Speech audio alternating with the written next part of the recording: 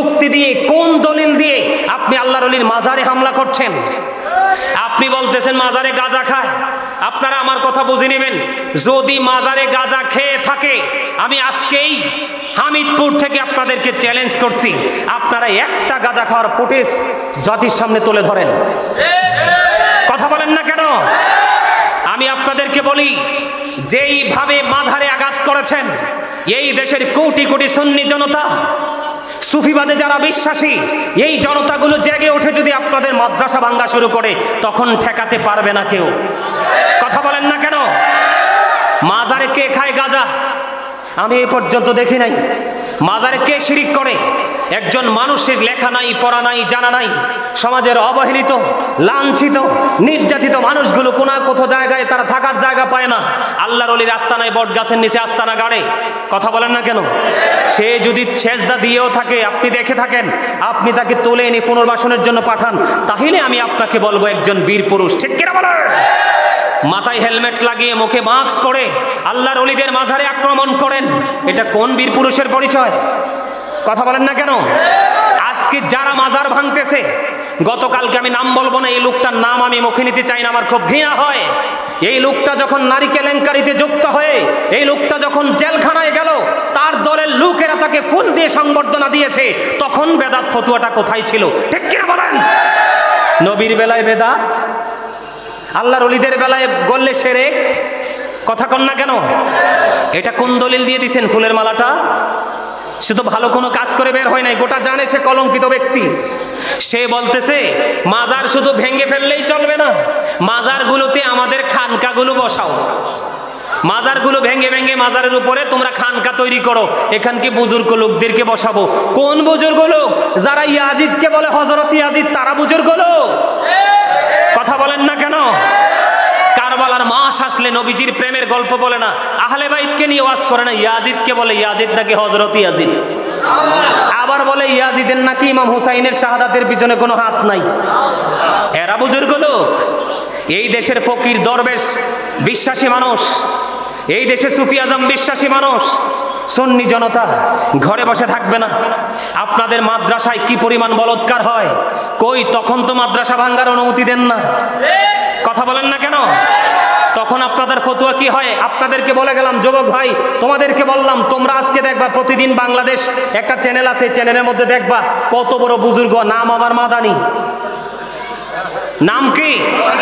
নাম আবার মাদানি। আজকে 8 বছরের একটা মেয়েকে ধর্ষণ করেছে, আজকে মাদ্রাসা ভেঙে দেওয়া উচিত। ঠিক কিনা বলেন?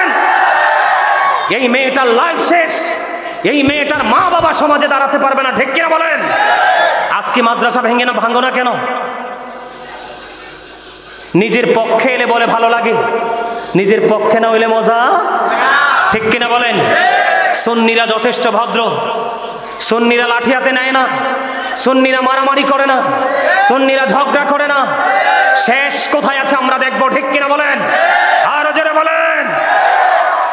আমার নবী আসছে, বেদাত ফতুয়া দাও তোমরা।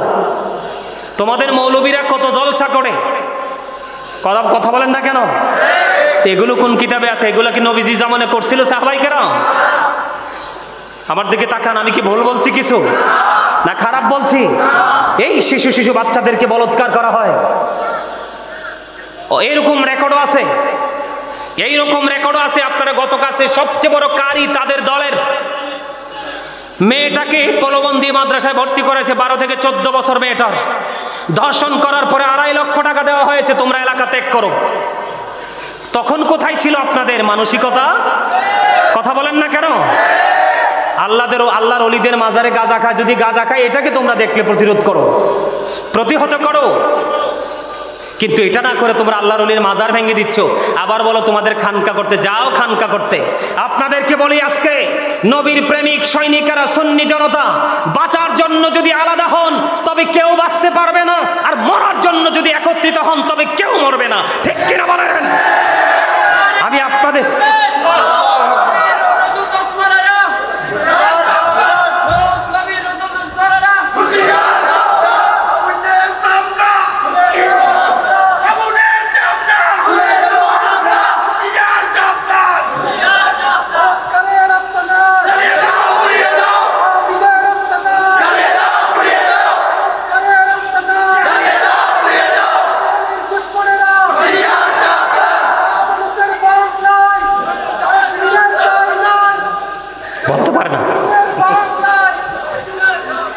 আমি বলছি না তোমরা, ভাই আপনাকে অসংখ্য ধন্যবাদ যোগ উপযোগী সময় উপযোগী কথাগুলো তুলে ধরার জন্য। আমি এই কমিটির লোকদেরকে বলবো আজকে তোমরা এখানে তোমাদের যেখানে এখানে সুন্নিয়ত হচ্ছে চট্টগ্রাম হচ্ছে সুন্নিয়তের রাজধানী এবং আমি বলি আলেমেরও শহর, ঠিক না ঠিক? আমি বলি এখানে কমিটি যারা আছো যুবক ভাইদেরকে বলছি তোমরা এগিয়ে আসো, মুরব্বীদেরকে উপদেষ্টা বানাও, তোমরা সবাই একত্রিত হও। সমাজ থেকে নবীর দুশমনদেরকে অলির দুশমনদেরকে বিতাড়িত করতে হবে। আরো জোরে বলেন, আপনারা কি একত্রিত থাকতে পারবেন? একত্রিত হতে পারবেন? কথা বলেন। আমি আপনাদেরকে বলে দিলাম আজকে আমরা নবী অলির দুশমনদেরকে আমরা কি করব না, ছাড়। এই নীরব থাকার মানেই দুর্বল নয়। কথা বলেন কান, কথা বলেন, ঠিক না ঠিক? নীরব থাকলেই কিন্তু, চুপ থাকলেই কিন্তু দুর্বল। চুপ থাকে যারা তাদের প্ল্যানিং কিন্তু ভেরি হার্ড। কথা বলেন না কেন? আরো জোরে। এত বলৎকার হয়, এত অন্যায় করে, এত অপরাধ করে, তাদের বিরুদ্ধে কোনো বক্তব্য নেই। কথা বলেন। আমি এই যারা বলৎকার করছেন এবং বলৎকারের বিরুদ্ধে কথা বলেন না, নবী ওলিদের বিরুদ্ধে কথা বলছেন, আপনাদেরকে বলে দিতে চাই বুখারী শরীফের মধ্যে হাদিস এসেছে আমরা সুন্নি জনতা কিছু করতে হবে না, আমার মালিকই যথেষ্ট। আল্লাহ রাব্বুল আলামিন কি বলেছেন? মান আদালি ওলিয়ান ফাকাদ আযানতুহু বিল হারবি। আল্লাহ রাব্বুল আলামিন জানিয়ে দিয়েছে, হাবিব আপনি জানিয়ে দেন আল্লাহর বন্ধুদের সাথে যারা দুশমনি করবে আল্লাহ রাব্বুল আলামিন তাদের বিরুদ্ধে যুদ্ধ ঘোষণা করেছে। আল্লাহর সাথে যুদ্ধ ঘোষণা করার দুঃসাহস কার আছে বলেন তো? এই আমার দিকে তাকান। আপনারা দেখেছেন কিনা জানি না, সিরাজগঞ্জে আমার কথা হলো তিনি অলি না। আমি তোমাদের বক্তব্য মেনে নিলাম, তিনি অলি নয়, তিনি একজন মুসলমান, তো একজন ইমানদার। তো সিরাজগঞ্জে দেখলাম একটা মাজারকে ভেঙ্গে চুড়ে আপনার ওই মাজার থেকে তার দেহটাকে উঠিয়ে নিয়ে গেছে, ভেঙ্গে ফেলেছে মাথাটা, বস্তা ভরে নিয়ে গেছে। আমি ওই বলৎকারের সাপোর্টার যারা তাদেরকে বলে দিতে চাই, তোমরা মনে হয় এই হাদিসটুকু পড়ো নাই। আল্লাহ রাসূল বলেছে মৃত ব্যক্তির হাড় ভাঙা জীবিত ব্যক্তির হাড় ভাঙার মতো সমান অপরাধ। তুমি কোনো মাজারকে, কোনো কবরকে সম্মান করতে পারবে না, মেনে নিলাম, কিন্তু অসম্মান করার অধিকার তো ইসলাম তোমাকে দেয় নাই। কথা বলেন, দিয়েছে? আপনাদেরকে সজাগ থাকতে হবে, আপনাদেরকে সচেতন থাকতে হবে। গোটা বাংলাদেশের মুসলমানকে ঐক্যবদ্ধ হতে হবে। নবীর প্রেমিক অলি প্রেমিকদেরকে কি করতে হবে? একত্রিত হতে হবে, ঠিক কিনা বলেন? আপনারা একত্রিত হতে রাজি আছেন তো? প্রতি বছর একটা না যদি সম্ভব হয়, বছরে 3টা প্রোগ্রাম করাবেন। যত বেশি প্রোগ্রাম করাবেন আপনাদের ইয়াং জেনারেশনের কাছে এক একটা প্রোগ্রামে এক একটা বিষয় দিয়ে দিবেন, আলোচকদেরকে এক একটা বিষয় সম্পর্কে জানতে পারবে। আপনার পরবর্তী প্রজন্মকেও ইমান চুরি করতে পারবে না। তার কারণ হলো আল্লাহ রাসূল বলেছেন আদিবু আওলাদাকুম আলা তালাতি হিসালিন হুব্বি নাবিকুম ওয়া হুব্বি আহলি বাইতিহি ওয়া আলা কিরাতিল কুরআন। রাসূল বলেছেন তোমরা তোমাদের সন্তানদেরকে 3টি বিষয় শেখাও। একটা হলো teach the love of the prophet, teach family love, learn to recite the holy Quran. রাসূল বলেছে নবীর প্রেম শিখাও, নবীর পরিবারের ভালোবাসা শিখাও এবং কোরআন তেলাওয়াত শিখাও। আপনি আপনার সন্তানকে আগে নবীর প্রেম শিখান, ঈমান, রাসূলের পরিবারের ভালোবাসা শিখান, এটা ঈমান, আর কোরআনের শিক্ষাটা 3 নম্বরে দেন, কারণ সেটা হলো আইনের ভান্ডার। এই জন্য আল্লাহ রাব্বুল আলামিন আমি বলি Allah is all in all, follow his law and light for eternal success. আল্লাহ রাব্বুল আলামিন সবকিছুর মালিক, কিন্তু আল্লাহ আমাদের জন্য 2টি নিয়ামত দিয়েছে, একটা হলো ল আর একটা হলো লাইট। কথা কি বুঝতে পারছেন? ল কাকে বলা হয়? লয়ার কাকে বলা হয়?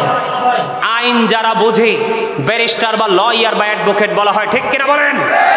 এই ল হলো আইন, আর এই আইনটা হলো কোরআন। আর ল এন্ড লাইট, লাইট হলো নবীজি, নবীজি হলো নূর, নবীজি হলো আলো। দেখেন এরা কত গর্ধব, এরা কত মূর্খ, এরা কত পাগল। নবীজিকে নূর বললে কয় নবী বলে মাটি, নবীজিকে নূর বললে মাথা খারাপ হয়ে যায় ওদের। এই নবীজি আসার কারণে কি দুনিয়া থেকে অন্ধকার দূর হয়ে গেছে না? কথা বলেন না কেন? দূর হয়ে গেছে না? তো এটাই তো নূর। নবীজি আসার কারণে আপনাদেরকে বলি, আজকে যে আমাকে পাইছেন আপনারা মোবাইলে না, আধুনিক প্রযুক্তির মাধ্যমে তো আপনারা আমাকে পাইছেন, তো আমাকে পাইছেন যে এটা আবিষ্কার করলো কে? বিজ্ঞান। কে? এখন বিজ্ঞানটা আসলো কোত্থেকে? কোরআন থেকে। Al Quran the ultimate miracle, the ultimate miracle 19 of the holy Quran. The holy Quran, এই পবিত্র গ্রন্থ থেকে আপনার বিজ্ঞান আবিষ্কৃত হয়েছে। এখন এই বিজ্ঞান কোরআনটা আসলো কার কাছে? আল্লাহর প্রিয় হাবিব সরকারে মদিনার কাছে। কার কাছে? আমার দিকে তাকান, এই আমার দিকে তাকান। এই পৃথিবী থেকে আকাশটা অনেক দূরে, এত দূরে এটা কল্পনা করা যাবে না। এই গুরুত্বপূর্ণ একটা পয়েন্ট, আপনারা আমার দিকে তাকান। আর জীবনে হয়তো আসতেও পারি, নাও আসতে পারি, এজন্য শিখে রাখেন বিষয়গুলো। আকাশের মধ্যে 200 crore গ্যালাক্সি আছে। তার মানে আকাশের মধ্যে 200 কোটি ছায়াপথ আছে। প্রত্যেকটা ছায়াপথের মধ্যে 10,000 কোটি করে তারা আছে। একটা তারকার নাম হলো নিউট্রন স্টার। এই নিউট্রন স্টার তারাটার 1 চা চামচ পদার্থের ওজন হলো 1000 মিলিয়ন টন। আল্লাহু আকবার বলেন না। একটা তারকার 1 চা চামচ পদার্থের ওজন হলো 1000 মিলিয়ন টন। তাহলে একটা তারার ওজন কত হতে পারে বের করার ক্ষমতা সৃষ্টির কারোরই। বলে হুজুর এখানে কেন আসলে? এত ওজন ধারণ করলো আসমান। আল্লাহ আসমানকে বলল কোরআন নিতে। আসমান কয় না, এই ভার সহ্য করতে পারবো না। বুঝে নিবেন, বুঝে নিবেন আমার নবীর শান, আমার নবীর পাওয়ার, আমার নবীর আজমত, আমার নবীর নূর কত পাওয়ারফুল নূর। জমিনের বুক চিরে হয়েছে বিশাল নদী, জমিনের বুকে হয়েছে বিশাল বিশাল অবকাঠামো, জমিনের বুকে দাঁড়িয়েছে বিশাল বিশাল বৃক্ষ, জমিনের বুকে দাঁড়িয়েছে আপনার আমার পরিকল্পিত সকল কিছু। ঠিক কিনা বলেন? জমিনের কি কোনো কষ্ট হয়? জমিনের কোনো মাত আছে? নাই। এত এত পাওয়ারফুল, এত লোড সহ্য করতে পারে জমিন। জমিনকে আল্লাহ বলল কোরআন নিতে। জমিন তো কোরআন নিতে রাজি হলো না, কিন্তু কোরআনটা আসছে কার কাছে? আপনার আমার প্রাণের নবীর কাছে। ল এন্ড লাইট। আল্লাহ রাব্বুল আলামিন আগে লাইট পাঠাইছে। কি পাঠাইছে? লাইট পাঠাইছে। তারপরে লাইটের কাছে ল পাঠাইছে। লাইট এবং ল মিলে এটা 100% ল হয়ে গেছে। কথা বলেন না কেন? তার মানে শ্রেষ্ঠ শিক্ষক হয়ে গেছে। সেই নবীকে নূর বললে তারা নূর মানতে রাজি না। তাদের পক্ষের কোন লোককে বলে আবার আমাদের ওই লোকটা নূরানি। আরো জোরে কোন, ঠিক না বেঠে? আমাদের কুমিল্লাতে একটা মসজিদ আছে, রাগ হইতেছেন না আপনি? আমাদের কুমিল্লাতে একটা মসজিদ আছে, নূর মসজিদ। কথা বুঝা নিয়েন, আমি বুঝাচ্ছি কি অন্তরের জ্বালা থেকে বলছি। এরা কেমন ভাবে নিজেকে নবী দাবি করে, এখনো নবী চিনতে পারে না। কেমন ভাবে নিজেকে আলেম দাবি করে, তারা এখনো নবীকেই চিনতে পারে না। এই মসজিদ কয় এটা নূর মসজিদ। তো এটা নূর হইলো কেমনে? এটা দিয়ে ইট বালু সিমেন্ট দিয়ে বানাইছে, এটা নূর হইলো কেমনে? কথা বুঝে নেন, বুঝে নেন, এটা নূর হইলো কেমনে? এটাতে ইট আছে, বালু আছে, সিমেন্ট আছে, কনস্ট্রাকশন মিস্ত্রিরা আছে, বানাইছে, এটা নূর হয় কেমনে? হুজুর এটাতে নামাজ পড়া হয়, মসজিদ বানাইছে বাইতুল্লাহ। এখন তুমি যেই আমল করার কারণে, তোমার যেই গোলামি করার কারণে, যেই নামটা করার কারণে এটাকে তুমি নূর মসজিদ বলছো, এইগুলো তো কিছুই হতো না নূরানি নবী যদি না আসতো। যিনি নূর, যিনি নিজেই তোমাকে কি শিখিয়েছে, সকল পবিত্রতা ট্রেনিং দিয়েছে, যিনি নূর, এই নূর কি তুমি নূর বলো না? যার ট্রেনিং পেয়ে তুমি কাজ করছো তাকে নূরানি বলছো। আমি তোমাকে কত বড় বিবেকবান মানুষ বলবো? কথা বলেন, বিবেকবান মানুষ বলা যায়? আরো জোরে বলা যায়? তুমি মিলাদুন নবীতে সিরাতুন নবী পালন করো, আগমনের দিনে তুমি নবীজির কর্মদিবস পালন করো। পাগল ছাড়া ভালো মানুষের কথা? কথা বলেন না কেন? আরে ভাই, পাগল ছাড়া কি এগুলো ভালো মানুষের কথা? আরে আজকে আসছে নবী, তুমি যদি সিরাতুন নবী পালন করো 63 ঘন্টা পরে করো, না হয় 63 দিন পরে করো, না হয় 63 মাস পরে করো। কথা ঠিক আছে নি আমার? হ্যাঁ, কথা বুঝেন নাই আমার? আরে আজকে তো আইছে, আসার পরে 63 বছর পরে আবার এই দিনে পৃথিবী থেকে চলে গেছে। মনের কষ্ট থেকে কথাগুলো বলছি। সম্মানিত উপস্থিতি, আমাদেরকে বুঝতে হবে, আমাদেরকে জানতে হবে, আমাদেরকে শিখতে হবে।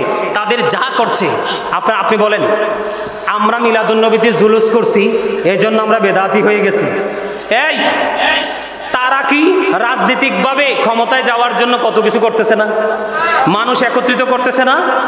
তো তাদেরকে বলবো এটার একটা দলিল জেনে, এই কিতাবে আছে রাজনীতি করার জন্য এত মানুষ একত্রিত করা যাবে। কথা কন। আমরারটা বেদাত, আপনারটা ইবাদত। কথা কি বুঝে আসে? আমার কথা বলেন আসে? আরে আমি নবীর প্রেমে খুশি হয়েছি, আল্লাহ বলেছে খুশি হইতে, আমারে তুমি বেদাত বলে চালিয়ে দিলা। আর তোমরা যে লাঠি সোটা দিয়ে মাজার ভাঙ্গো, কত ধরনের কর্ম করতেছো, তোমাদের সবগুলো বেদাত। যাই হোক, সম্মানিত উপস্থিতি, অনেক সময় দেরি করে ফেলেছি, অনেক লম্বা সময় হয়ে গেছে, আমি আসলে আর আলোচনা করতে চাই না। আমি আপনাদেরকে একটা কথাই বলতে চাই, আপনার ঈমান যদি থাকে, আপনি অল্প আমল দিয়ে আসল জায়গায় যেতে পারবেন, ঠিক কিনা বলেন? আর ঈমান যদি না থাকে, পাহাড় পরিমাণ আমল দিয়ে কোনো লাভ হবে? কথা বলেন হবে? আরো জোরে হবে? সারা বাংলাদেশ থেকে আমাদের মুরব্বী যারা আছে, কেন্দ্রীয় কমিটিতে যারা আছে, তারা যখন আমাদেরকে ডাক দিবে, কেউ অসুস্থতার অজুহাত দিয়ে, কর্মের অজুহাত দিয়ে ঘরে বসে থাকবো না। আমরা জাতীয় ঐক্য গঠনের মাধ্যমে আমরা গোটা বাংলাদেশে সুন্নিয়তের জাতীয় ঐক্য গড়ে তুলে গোটা বাংলাদেশ থেকে আমরা এই বলৎকারদেরকে নিপাত করবো, ঠিক কিনা বলেন? আমার কথায় একমত? ইয়া রাসূলুল্লাহ,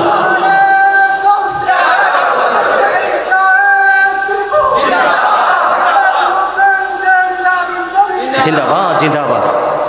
সম্মানিত উপস্থিতি, আসলে আমার জীবন আমি এত সত্যি কথা কোনোদিন কই নাই।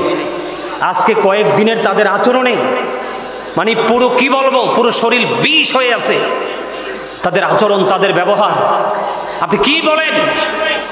একজন জিন্দা মানুষকে মেরে ফেলা, তাজা মানুষকে মেরে ফেলা, কোনো অন্যায়, কোনো অপরাধ ছাড়া। এরা আবার বলে আল্লাহর ওলির দরবারে শিরক হয়। মানুষ হত্যা করা কোন কিতাবে পাইছেন? এটা জায়েজ? কথা বলেন, এটা জায়েজ? আরে কোন মুসলিম দেশে কোনো বেঈমানকে পর্যন্ত হত্যা করা যাবে না। আপনি যদি কোনো মুসলমান দেশে কোনো হিন্দু, খ্রিস্টান, বৌদ্ধকে আপনি হত্যা করেন পাওয়ার দেখাইয়া, কাল হাসরের দিনে গোটা জাতির হত্যার দায় নিয়ে জাহান্নামে যেতে হবে। কি মনে করছেন এত সহজ? তোমার রাত আমি আপনাদেরকে বুঝাইতে চাইছি নবীজির মর্যাদা। কোথাও দেখা হয় নবীজির আরেকটা সাইড নিয়ে আলোচনা করব, নবীজিকে নিয়ে আলোচনার শেষ